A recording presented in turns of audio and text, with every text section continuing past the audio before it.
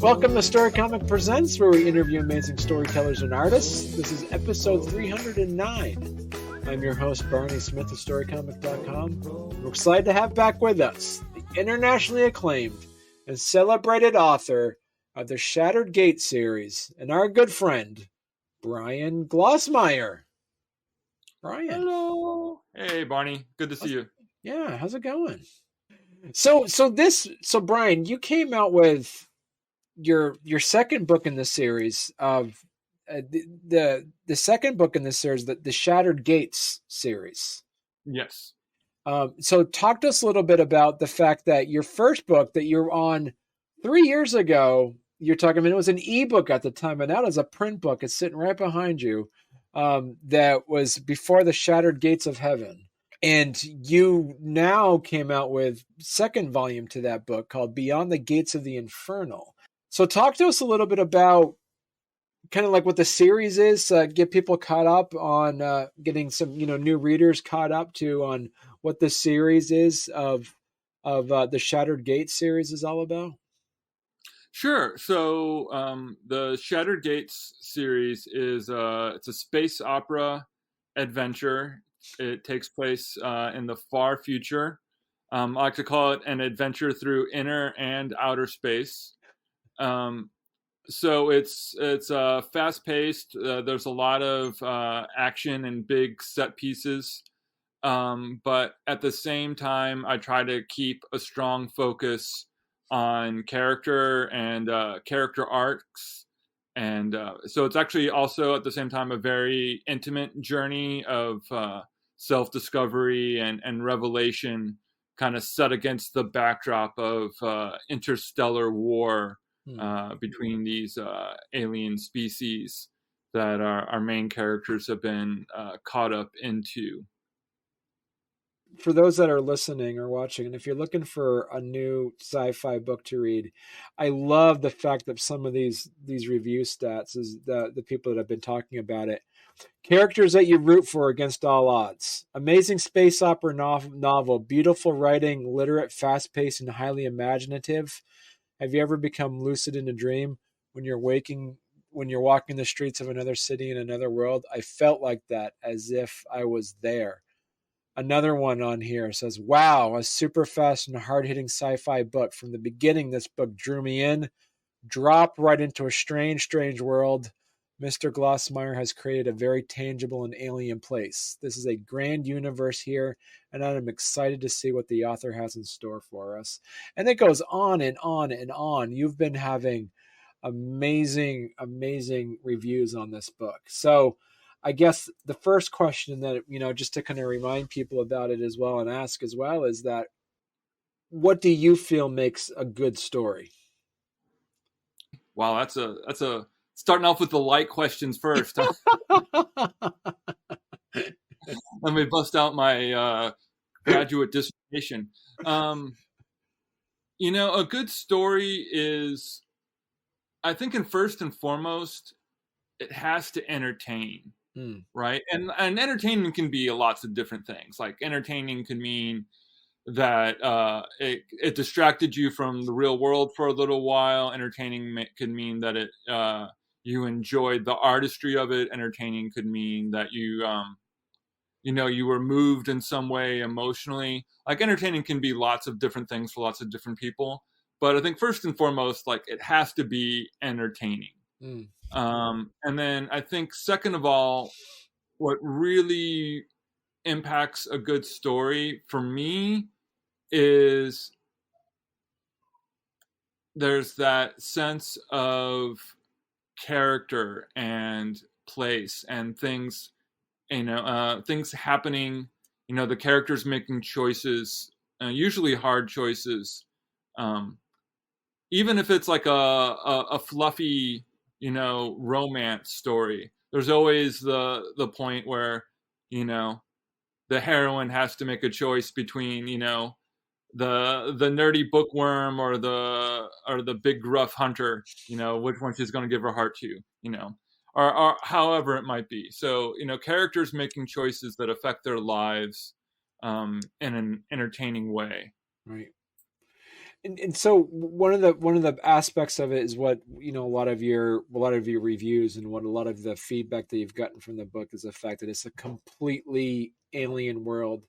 So how do you create that sense of place for somebody, for the reader who's never been on the planet that you created? How do you give them that sense of familiarity for them to kind of give them that anchor point? I really brought it through the character.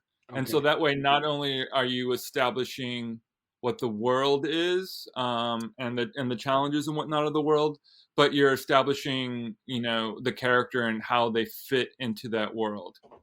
And so what I found was really important is just have the character, living in the world that they're in, Mm, interacting, like who are the people they interact with, what are the challenges, what are their goals, what is holding them back and what is pushing them forward, the different influences on them in this world, what do they regularly do in this world. As also, you really people talked about, I was very touched, you read some of the reviews that really touched me, like people talked about how they could really step into this other world and feel it. And that's also in the character, like what does the character feel, what are their senses, what do they smell. I think a lot of writers, we always want to talk about, because we're so movie oriented in our mm, culture, and TV oriented, and so we really have culturally come to think a lot about stories visually, which is great, like I love the visual medium. um, but there's so many other senses that can really ground you in a setting. Like, what does it smell like? right. Like, and going through those senses is world building, is a way to establish very, show don't tell of what's going on in the world. Does it smell like antiseptic cleaner? Does it smell like mechanical oils and stringent, like in the back of your throat? Does it smell like body odor? Is it crowded with people and there's just that human sweat and stink and existence? Does it smell like food? Just by going through what they are sensing, you are also world building for your reader while you're getting them, into the character's mind and the characterization that you want to take them on this journey with, all at the same time. So really grounding it in the point of view of the character. So what I did was, I did a very tight third person POV. So at any, like the first book only has one POV, the second book has two POVs, but for both books, like when you're in the POV, you only see, hear, feel, know what the character knows. It's not, omniscient. I didn't write it as first person, but it's almost as intimate as first person. It's almost as intimate as like I did this, I saw this. You just made it third person instead. Where she she experiences these things as she goes about her adventures. So Mm. really, really grounding it in the character's experience will do so much for you and do so much for the reader. What would you say is probably one of your most interesting writing quirks? I think this is probably true for a lot of writers, but I spend a lot of time daydreaming. Mm, I mm. think I usually will often daydream a lot of scenes before I ever write them down. Um, and so it's almost kind of getting lost in a trance for a while you're taking a shower or sitting on the couch, or if you're taking the bus. Um, just kind of getting lost into what the scene would be and what the character would be thinking and feeling, and just kind of daydreaming through the experience. So you've kind of already, on a certain level, experienced it yourself before you ever kind of sit down and put words on the page. What were some of the authors that kind of inspired you, as you were writing this? Any like books or authors that you kind of inspired or referenced from that kind of pushed you forward on creating these worlds that you made? Neil Stephenson. I talked about Mm. him in our last time we talked. Yeah. Neil Stephenson is one of my favorite sci-fi writers, especially a lot of his more earlier stuff like Snow Crash and the Baroque Cycle.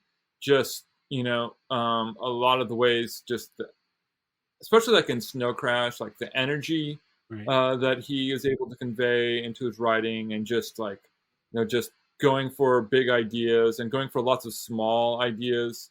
Um, I think Patrick Rothfuss. He is he's a more known as a fantasy writer. Not science fiction, but he obviously cares a lot about prose and just the idea of there being rhythm and flow and lyricalness to the prose and to how you're writing.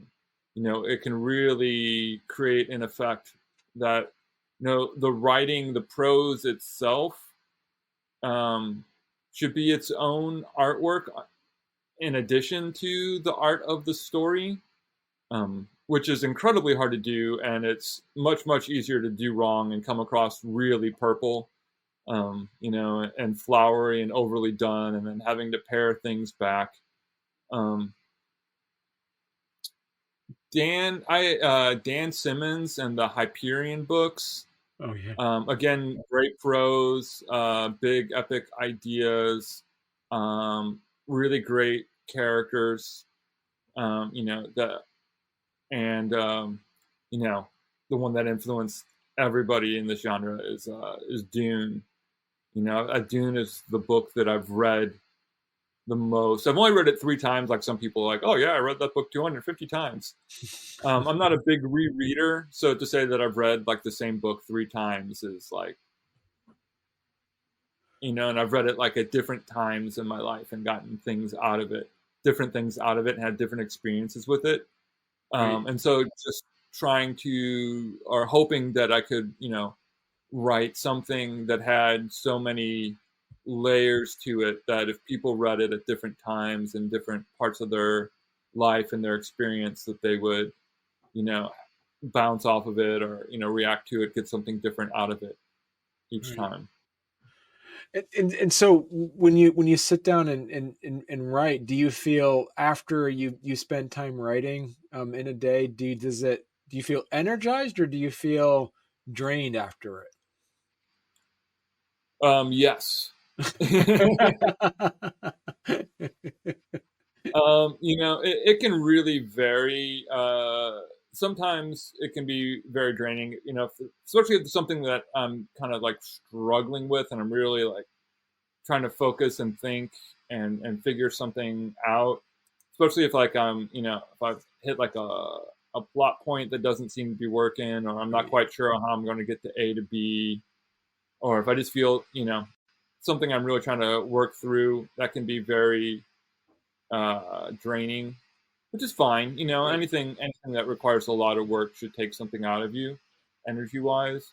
But I also found that I get a lot out of um, milestones and accomplishing something. Mm. So whenever I finish a chapter, or whenever I finish like a big section of a draft, that would give me kind of a little boost, a little serotonin hit.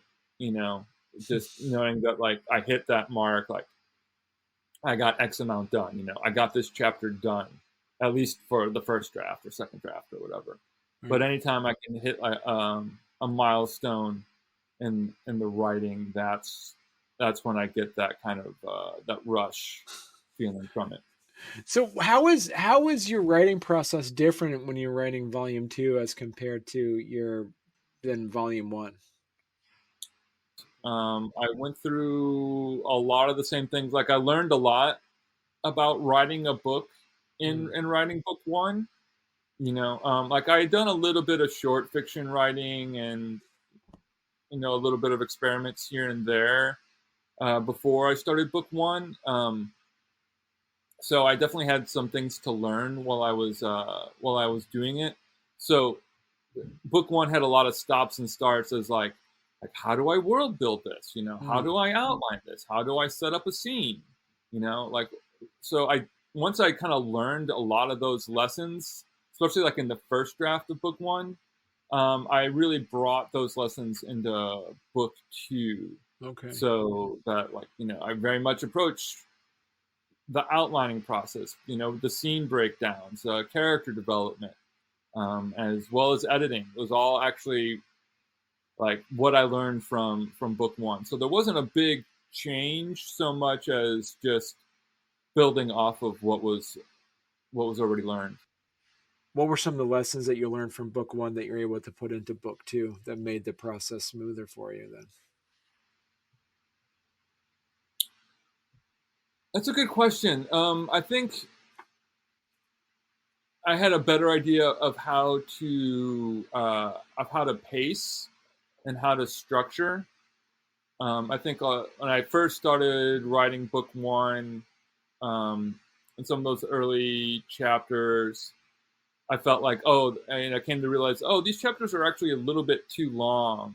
And if I cut them right about like where to cut a chapter, like, Mm. where to get up like to a real good tension point, and then cut it there so that like the reader's like, but wait, what's happening? So kind of pull into the next chapter. And there's really kind of no way to learn that without just like doing it. Mm. Right. Obviously you can always learn by reading good writers and paying attention to good stories, paying close attention, but getting in there and doing it. So just how to, I felt like the pacing in a lot of ways was a lesson learned that I was able to bring to the second book. Where to bring chapter ends at and things like that. Right. And so, because in here, so like I said, it's sci-fi. This is space. This isn't fantasy. And you're dealing with different alien races. You're differing with space battles and all this stuff. How has your writing? How have you seen? What were some of the more complicated aspects writing sci-fi brings that you wouldn't find in a normal, say, fiction book? I just want to say I think a lot of fantasy readers will appreciate it. Like in Mm. a lot, even though it's put into like the sci-fi space opera setting, in a lot of ways it's structured like an epic fantasy. Right. Like there's lots of what could happen in this book be transferred to like a more fantastical setting, and just swap out spaceships for sailing ships, and swap Right. out magic this for sci-fi that, in a lot of ways. Right. um, but one thing you need to is that trying to think about capturing technology that would be thousands of years in the future, you know that would still be comprehensible to a reader today. So I think we're very inundated in sci-fi right now, which I think is really helpful. I mean, you can watch like I think like one of the Transformers movies like brought up the subject of smart matter or like programmable matter, so that you could just like have matter and turn it whatever you want. You could have a boombox turn into a rubber ball, kind of thing. So just you could program the matter and however you want it to be and adapt it to be for the situation. Right. So just a few years ago, I think that would have been like a really tricky idea to get across. But now, like ideas like that, these far future crazy sci-fi ideas are so inundated with us. Like if you look at like the old like Star Trek, Right. with the exception of like transporters and faster than light travel, we have all that tech now. It's like we can do pretty much what they were doing in Star Trek, except for transporting matter and zipping around the stars. But everything Right. else, we pretty much got it. Right. Yeah. It didn't take hundreds of years. It just took a few decades. Right. So trying to think of a technological world that was thousands of years advanced that would make sense to us and that would be coherent within the world, because like once you change one thing, the ripple effects just flow out, Right. just when they were first coming up with the internet protocols in the 60s, for how to network two computers to each other, and they were able to just get like one, like I think they got like two characters and they got LO before the whole thing fell apart, when they're trying to send a message to each other. Just like how that, and just 60 years later, what a transformative thing it's had on Right. world and all of our cultures around the world, and like things they could never have thought of, like smartphones and apps, and much less social media, and what social media is doing to us, and like child development and all of that. So just trying to extrapolate a believable world from technological with these technological changes, that also you don't spend hundreds of pages just trying to describe that, so it Right. gets boring. You think you keep your characters in the world, and then how like different cultures will have different technologies and different technological changes, and how that impacts them, and how that feeds back as they interact with each other. And it just becomes a very kind of complex uh, mesh in the background while you're trying to tell these stories about characters and their inner drives and desires and whatnot. How do you pivot that creativity with um, real life experience in the world that you've created? Well, I think write what you know is actually pretty tricky advice. It's like super common writing Mm. advice. And I think in a lot of ways it's a trap, um, if it's approached incorrectly, especially if you're like a genre writer, a sci-fi or Right. fantasy writer. Because I don't know anything about space battles, or alien technology, or alien religions, or what the world's going to be like in thousands of years from now. Um, but I do know what it's like to be in my early 20s and trying to find myself. I do know what it's like to have a certain upbringing, and then have like a kind of crisis of faith in that worldview. To encounter, I do know what it's like to encounter cultures, and encounter places that I haven't been to before. I have traveled. So I think write what you know, especially for genre writers, is write what you know from your internal experience. You know, like write what you know about being in a relationship. Write what you know about having a friend betray you. Write what you Mm. know about wanting to fit in, and then put that very real world, real life stuff of your characters into this stuff that you could have no way of knowing about, with space battles and aliens and crazy technology. Mm. Give people a little bit of a synopsis on volume two is, and do you have to read volume one before reading volume two? So volume two picks up literally right where volume one leaves off. There's even a Okay. little bit of overlap where we see part of the ending from a different point of view. Okay. So there is a lot of context, that it comes from having read the first volume. And ideally, you would read them. You would read them back to back. Um, that being said, I also wanted to give people a chance that there's always a thing where like, oh, what's this book, and you pick it up and you start reading, and it's like, oh, it's a sequel, and then, but you've already started reading it. So I wanted to give people a chance to have an understanding of some context of what was going on. So I do try to give people the bare minimum of what they would need to know if they hadn't read the first book, to get them up to speed, when they start reading book two.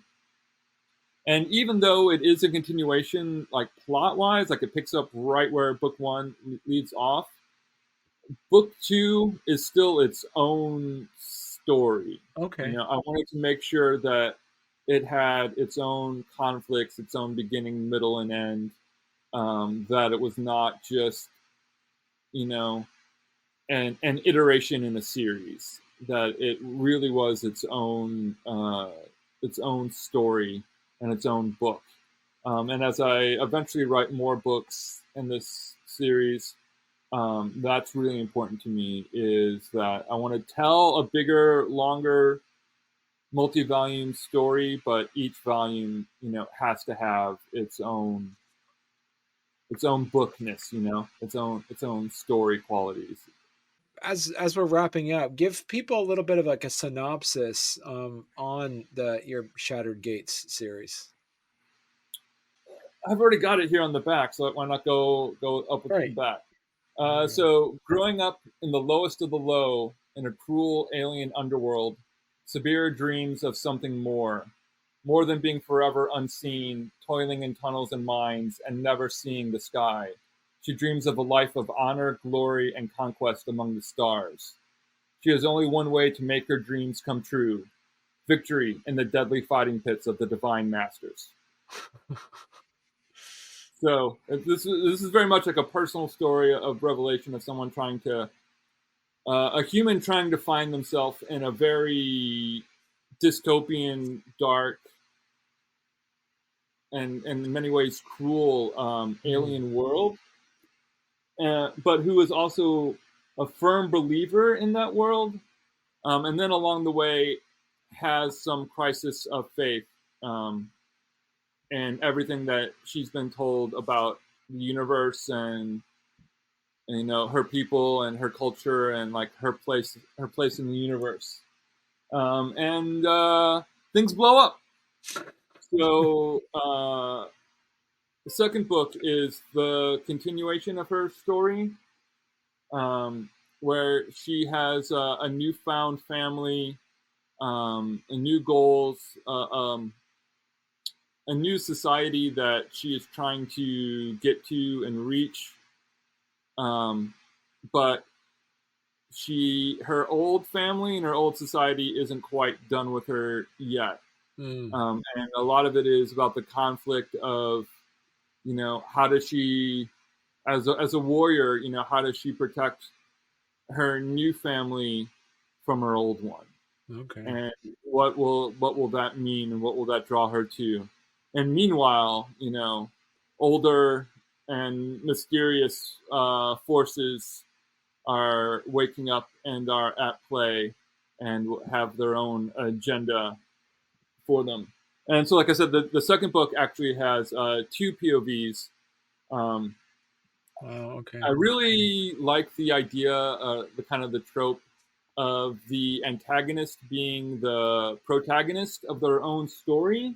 So that's how I approached book two, uh, where it's two POVs, and we get Sabira again from the first book, but we also get Daguerre, who's a minor character in the first book, um, as she has her, as the events of the first book kind of have their own fallout for her and what it means uh, for Daguerre, and so they're each pursuing their own goals and how those goals counteract each other and their relationship with each other.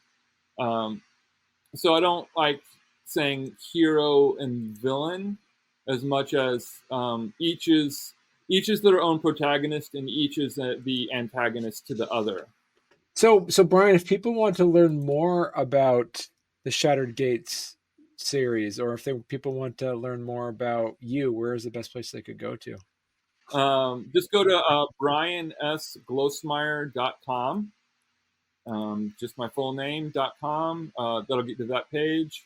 That'll give you links to the books. And you can also sign up for my monthly newsletter, the Deep Void Transmissions. And each newsletter, I like to just kind of talk about what's going on with me creatively, my thoughts on different media and stories that I'm reading or movies that I'm watching, and how I think people who have like my books would think about them or feel about them. and also give you some discounts and deals for some upcoming other indie authors that I know and that I work with. So sign up for the newsletter. Cool. You'll get all that. You'll get a free short story that's set in the Shattered Gates universe. It's its own story. You don't have to read it. It's its own characters, but it does offer a little extra insight into the ending of book 2. So if you sign up for the newsletter, get a free short story. You'll get a little bit more for when you get to book 2 than people who haven't read it. Thank you so much for coming back on. And when is book 3 coming out? Because then we gotta. Well, it takes me about 3 years to write a book so far. About 3 years. I am not a fast writer. Thank God I'm not at George Martin speed. Yeah. But yeah, it does take me a while. I am in the process of kind of outlining and figuring things out for book 3 and for some other books and projects in that same universe. So I'm not making any promises yet. I also say if you're on social media, if you want to find me on social media, the best way to find me is on Instagram, Bryan S. Glosemeyer, or at Doom Bunny Bryan. That's Bryan with a Y. On Instagram, that's the social media that I'm most often on. Bryan S. Glosemeyer .com or facebook.com/Bryan S. Glosemeyer, however Facebook works. But Instagram is where I'm most often at. Someone just gave me a Blue Sky hookup, so I haven't got that going yet. So maybe I'll be on Blue Sky soon. We'll see about that.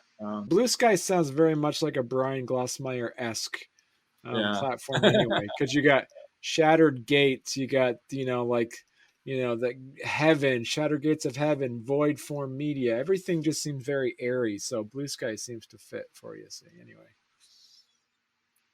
I'll take it. Sure. Ragged skies of doom. Well, perfect. Well, thanks a lot, Bryan. It was great chatting with you again. Thanks having me on, Barney. It's good to see you. It's good to be on, and maybe I'll see you in another 300 episodes.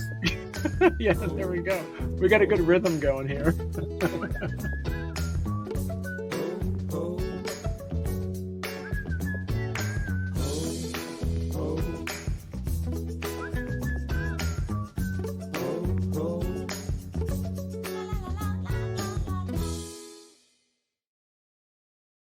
All right, let's do the intro. We'll get going. This is just a pre-show banter. See, I got all good.